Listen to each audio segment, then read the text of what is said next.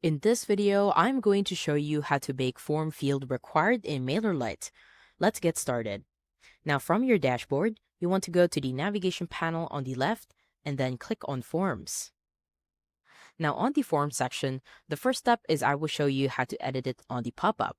On the pop-up, you want to go to the right-hand side and then click on the Edit button here.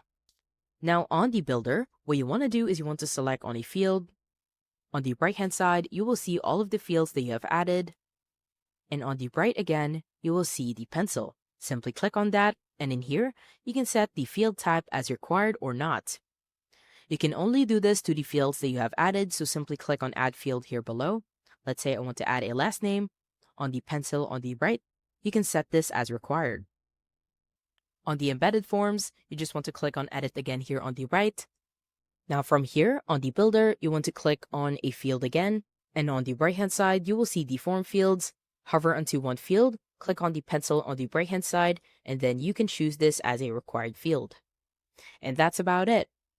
That's how to make form field required in MailerLite. If you have any questions, please let me know down in the comments below, and I will do my best to help you out.